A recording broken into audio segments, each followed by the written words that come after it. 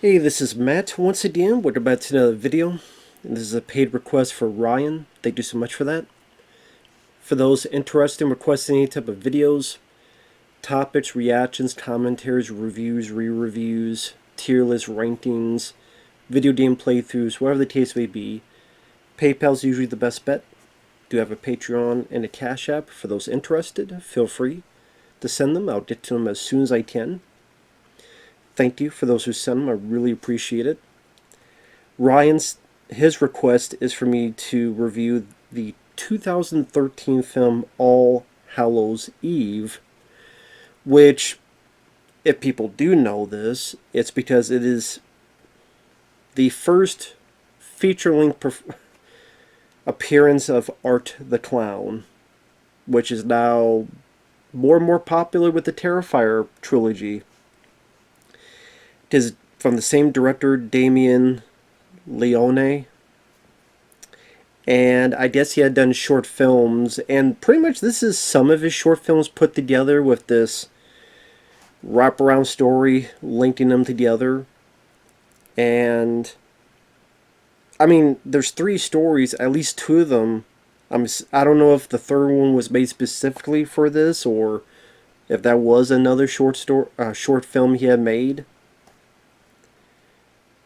Because the stories are called The Ninth Circle, Something in the Dark, and Terrifier. Again, I know two of them were short films he had done previously. Something in the Dark, I don't know. Again, if he had done that before, or he did it specifically for this. But I guess it's like, hey, I did these short films. How do I make people see them more? Link them together in a full-length feature. Obviously got some money to do this wraparound story. And before I go on, Terrifier, I know that's taking the horror film community by storm. I'm not a fan of the first one. I can appreciate Art the Clown in terms of he's a very creepy character. He has a good design. I think the actor does a wonderful job making that character come to life with personality. There is gore, but with the first Terrifier film, I was not a fan of the movie. Art the Clown was interesting to watch. I'll give you that. So, I mean, that's better than a lot of other slasher films I've seen in recent years, I should say. But the story and shock value, for me, maybe I'm just getting older, where shock value does little and lesser and lesser to me because I've seen it all. I mean, I've seen a Serbian film. I was not a fan of that. I've seen Martyrs. I was not a fan of that. Just not my kind of horror film. So I did not see Terrifier 2. I'm like, it's a 2.5 hour movie. Plus, my friend Michael Keane, he did a review of that, which was a positive review. They went after him and got his video taken down because he used a still picture from the film. And I think that's very hypocritical and nonsensical because people can literally react to the film and have 30 minutes of footage, but they're perfectly fine. But my friend does the review with a still picture from the movie, and that's bad. It makes me not even want to watch that film just for that alone. And Terrifier 3, I don't care because I did not like Terrifier 1. And for what I understand, Terrifier 3 doesn't even have more of the story that apparently Part 2 has, so that'd be even less interesting to me. So, I can appreciate Art the Clown, I can appreciate what the actor does. And even this, the little bits you see him. Like the third story, Terrifier, I think is effective in what it needed to do, and it's definitely the best of the three, and that was interesting to watch for one time. I would just say if you do watches, just skip to that. Watch those 20 minutes and you'll get some good gore. It has a nice gimmick where it looks like an older film with the film scratches, and it looked more slick looking compared to the other stuff. But anyway, I'm jumping ahead. It is an anthology film. It does have 3 stories involved. The way the opening titles start, I did like because it gives that 80s flavor with the synthesizer music, with the titles themselves looking like an 80s film. I like that. I appreciate that. The wraparound story, the spine of this film is a babysitter is watching two kids. I don't think the acting's that great. The babysitter nor the kids, I don't think did that wonderful of a job. The kids, especially the boy, they were really annoying. They were really irritating. They're watching Night of the Living Dead, of course, because that's public domain, so we can afford showing that film. And the boy's being a brat, which I want to kick him in the face. The character, that is, not the actual actor, folks. Okay, calm down. And this kid is too stupid. He's opened up his trick or treat bag, and a VHS tape pops up. And the babysitter, where did you get that? I don't know. Okay, I don't care how old you are, kid. You have to be a complete utter moron to not realize if someone dropped a damn VHS tape in your bag. I don't care what mask you had on. I'm going to notice if someone dropped a VHS tape in my bag because it's pretty damn big. It's not like you just sneak it in a hand. Boop. So, the fact you don't remember who the hell put this in there, brain damage. And even the babysitter goes, we don't know what's on it. I'm not going to show you kids. They push her into it. Hell, the boy steals the tape. Granted, she could just, okay, fine, steal it, and then just eject it and break it or something, but, I mean, it could have been porn. You don't know. It could have been threesome. It could be double D's, done dirt cheap with the dicks. But it plays the first story. Now, one thing that was a bit annoying with each of these stories is that as the stories go on, I'll go back to reaction shots of our, I guess you could say, main characters. So you'll see the story, they'll cut to the babysitter on, or. It's like we have to remind people that these characters exist, but that kind of hurts it takes you out of it to keep being disconnected with the story, where for these reaction shots, it's like, even if you're getting into it, then, oh, okay, wait for your reaction shot, lady. Or for the first story of the kids. Do we go back? Okay. Granted, I didn't give a rat's ass about the story, so it wasn't that much of an issue for me. But I would imagine if you're into this, it'd be annoying to have to go back and see these people's reaction. It's more just staring at the screen. I don't think that was needed at all. It's not like in Creepshow, as each of the stories happen, it keeps coming back to the kid, reading the comic book, and then Todd Atkins, oh, that kid, like during the story that's being played out. And the first story is so nonsensical, confusing, cheaply made, which is weird because Terrifier, the last short story, looks a lot more slick looking. It looks like they had a lot more better effects of a budget compared with the first story. And it's the same director. But yeah, the Ninth Circle, the lady's waiting for a train. She looks over, there's Art the Clown, who haunts. She's freaked out by it. Art grabs her, after, here's some flowers and stuff. He puts a needle, but the needle doesn't look like it goes in. It looked like the needle bent. So it's like they couldn't get it to go in. It looked like it does this. Like the needle just kind of like this. That's what it looked like to me. She gets drugged. She wakes up. Well, before that, she's out of it, and she looks at Art the Clown. Art the Clown had like these glowing toy eyes. I don't know how else you put it. Glow in the dark eyes. She sleeps, she wakes up, and there's two other women there, and all three of them are chained up. The three of them are chained up. A lot of bad actors arguing with each other. One gets dragged. The other two, they don't know what to do, so they decide to follow because there's nothing else they can do. And then here comes the monster that looks like a walking 3-week meatloaf patty.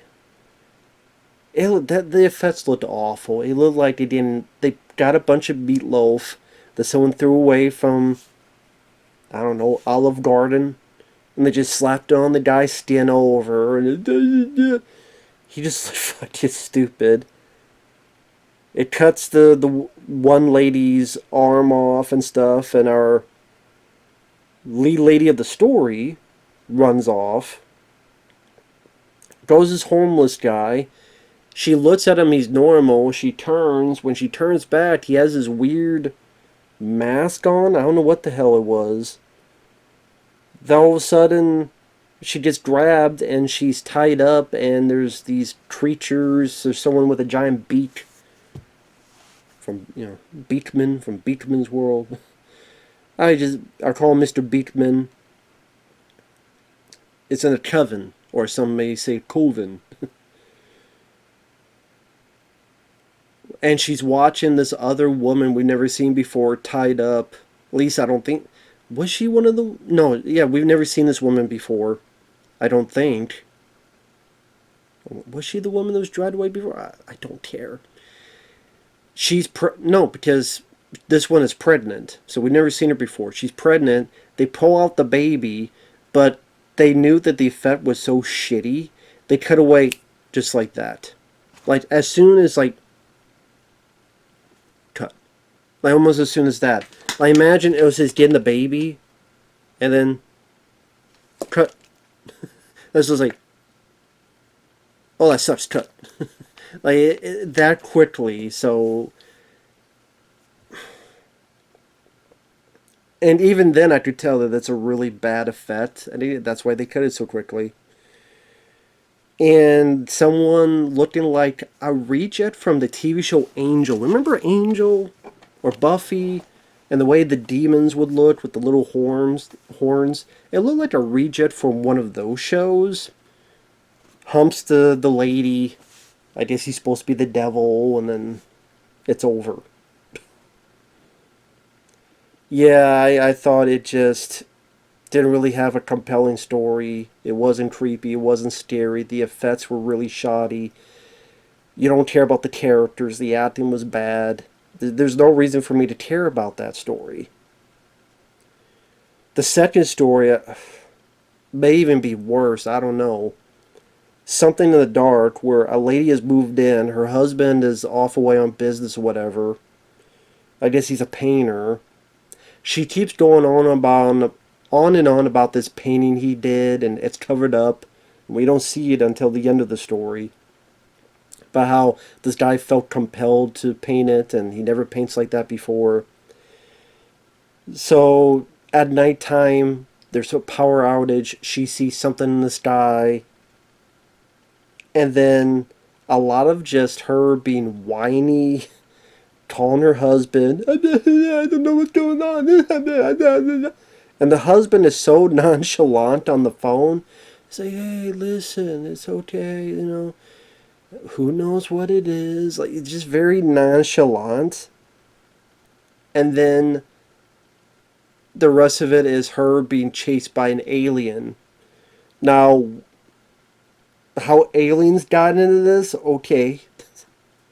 Is Art the Clown an alien? No. And I had to look a bit closely, because I'm like, man, that was particularly awful, the makeup. But I believe it's an alien, and then they're wearing a mask, because there's these breathing tubes, and you hear, not quite Darth Vader, but close. And it looks like this mask is hooked up to the front, and the mask is a low-tier alien mask, what you would call the gray alien. Or, remember the Simpsons episode with the X-Files, and the way Mr. Burns looked before you found out it was Mr. Burns? Like, the way that face is, kind of looked like that. You know, the big black eyes and kind of the light bulb. But I guess that's a mask on, because you see, like, the side of it, there's an indentation, like it's a mask and something's underneath. And no, you never find out what's underneath it. Although I doubt they would have been able to afford it. And it just, the suit, just looked really bad, the suit. I get it, it was another short film, but still. I don't think it looked that particularly great. Maybe don't show it as much. Maybe keep it in the shadows to try to be creepy, build suspense. But I don't. See, that's the thing with this director. I know a lot of people praise him right now, but it seems like the only thing he has is the guy who plays Art, the clown, and the gore. And I'm sitting there going, okay, I want to see this guy. He's done one or two stuff without Art the Clown. What was that? Frankenstein versus the Mummy or something? Which I saw the trailer and I don't know, it didn't look too good. But his merit as a director will be tested when he's not dealing with Art the Clown. I'll put it that way. When he doesn't have Art the Clown in his pocket with the crazy door, we'll see how he can actually entail a movie. Let's see if he's an actual filmmaker or he's a shot jock guy that got lucky because he had a really cool villain and gore. We'll see how that goes, man. We'll see how that goes.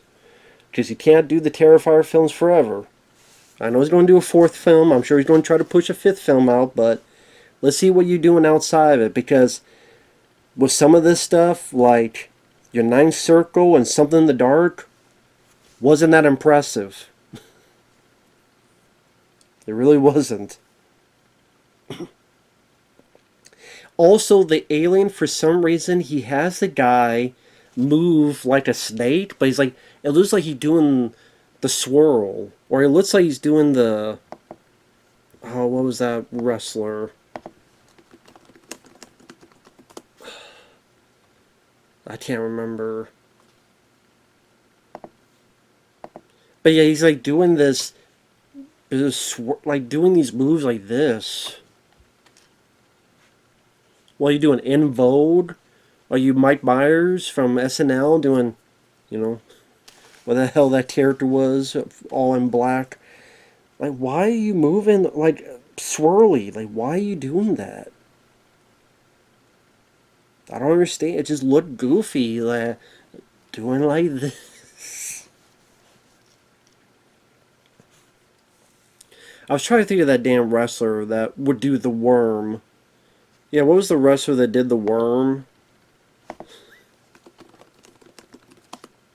Scotty Too Hottie. There you go. This alien's like trying to do Scotty Too Hottie moves. Why? Yeah, Scotty. Did Scotty Too Hottie play him? And then pretty much just cab mouse until her phone rings was bad timing. The alien drags her away after she's ripped a hose off at one point and tried to stab it at some points. And the husband on the phone's like, "Hey, are you there? Hey, hey." Can you be a bit more energetic? Your wife is in danger and it looks like she's up shit creek without a paddle. Oh, and then as she's being dragged, she grabs the cover of the painting, the cloth over it, and you find out it's Art the Clown that was painted. And then the third story is Terrifier. By the way, the wraparound is just either the little girl getting scared and going to her brother's room, or the babysitter going up and checking. Oh, there's a closet open, but she hasn't checked in. Oh, I'm watching too many horror films. Goes on down. And then the third story, Terrifier. This one is easily the best of the three.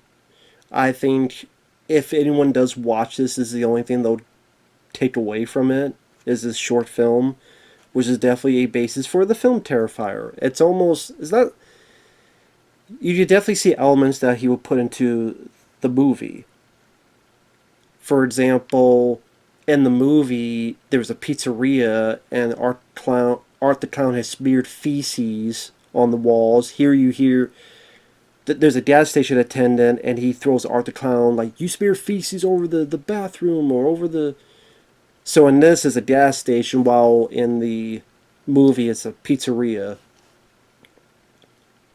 And then you have this guy hunting this girl. At one point, he uses a gun. At one point, you see someone with no eyes and a face that looks like it was eaten off, just like at the beginning of Terrifier, and then you find out who that person is. So there's definitely elements that you see would be incorporated into the film.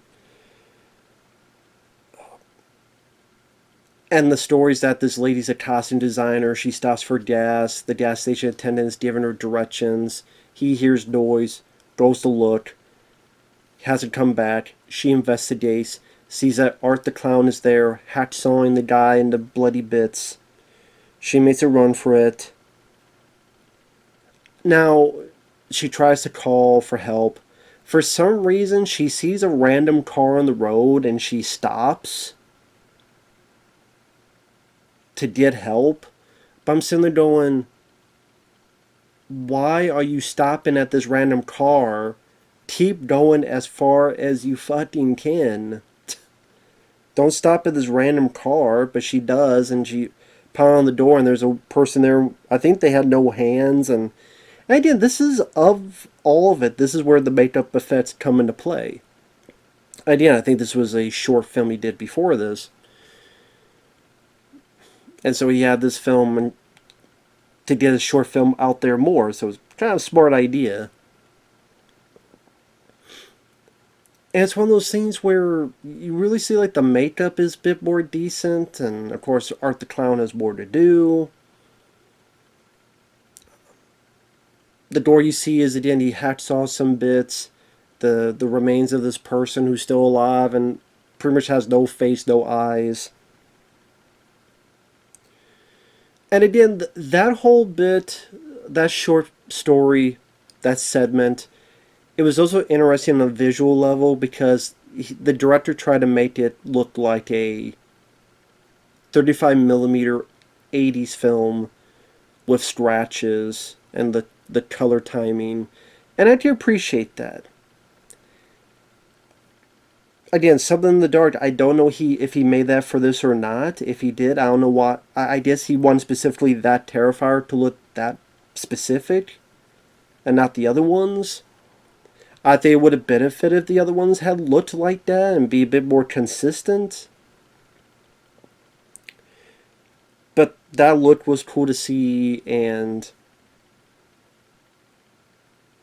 it also seemed like the director had a bit more in touch of direction. Like certain camera zooms he'll have going to certain parts of the screen. Kind of like you would see. Like if you took footage of this, you could edit it as one of those trailers for Grindhouse in 2007. Like Thanksgiving and those movies. Like this would fit right in there. She almost gets killed by cellophane. She puts the brakes on. She goes off into the shed. Later on, Art the Clown is getting into there. She stabs him in the back in the eye. Gets help from this guy. He's driving. Art the Clown is driving right us on. Shoots the guy in the head. The car crashes. She's knocked out. She wakes up. She wakes up, though, to no arms and no legs. And Art has put a bunch of terrible names onto her. So it definitely has some good makeup effects. It definitely does a nice job showcasing Art the Clown. I do like the 35mm type of look it has. So it's easily the best thing of the three. I mean, the actors, the characters, like the girl's a costume designer, I was indifferent to her. Yes, I'm a guy that prefers more of a happy ending. But I mean, as a short film, it's 20 minutes. It was interesting to watch. And yeah, I would say if you're at all a fan of Terrifier, yeah, you go back to see how a bit of how it started. It was definitely mean spirited, but I thought compared to the other two stories, this was the most well done. And then you have the wraparound finish where apparently this stuff now affects her, our babysitter's world. Spoilers. Where she gets a phone call. It's a phone call from the girl and the Terrifier short. So that was the person that person called in the film to her. She turns on the TV and Art the Clown's coming towards the TV as if he's the girl from the well in the ring. In a way, she's kind of being put into the tape itself because she'll turn and all of a sudden it's now that same scratch-filled 35mm type of look. And she sees Art the Clown bloodied up. She goes up the stairs, and lo and behold, the two kids are dead. Their heads have been chopped off, and the heads are on the bed. Now, granted, it would be more horrifying. Number one, I've seen that type of stuff before. I've seen that type of ending before. Also, the effects were not that good. Like the heads, they looked really fake. They looked like stuff from Spirit Halloween. And again, it's like they tried for makeup effects, but they didn't have the budget for it. It did look like Spirit Halloween. It looked fake. It looked like, dolls. He killed two dolls. Poor dolls. He chopped their heads off. So I was kind of laughing at how fake it looked. The idea is horrifying, of course, but I also didn't care about the kids. That's the thing. I didn't care about the kids. I didn't care about the characters. So it didn't come off as scary or horrifying. It was very shock. It's meant for shock, of course. That's the purpose. To leave people out on that type of a bang. But to me, again, I was more looking at how bad the effects were. That's just me, though. So at the end of the day, this wasn't for me. I mean, I would never see this again. For those interested to see where Terrifier came from, here you go. But the first two stories in particular ain't worth a damn. Like, you could find this, I don't know, whether it's on Tubi, wherever you could find this movie, you pretty much, if you had tears, just skip to the third story.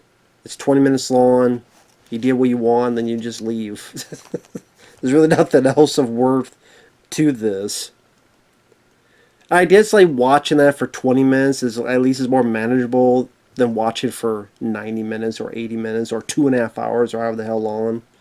Okay, if you don't do that type of movie, it may not be my kind of movie, but you're doing it for 20 minutes, and okay, like it's manageable, if that makes sense. But yeah, the rest of it had bad effects, not that great of acting. And the first two, like again, the first story was just more confused and not much of it made a lick of sense, and the second one was just a bad alien costume and lame attempt at suspense with the cat and mouse stuff. So, take that for you will. With that said, thanks for watching. Take care, and we'll see you guys later. Bye-bye for now.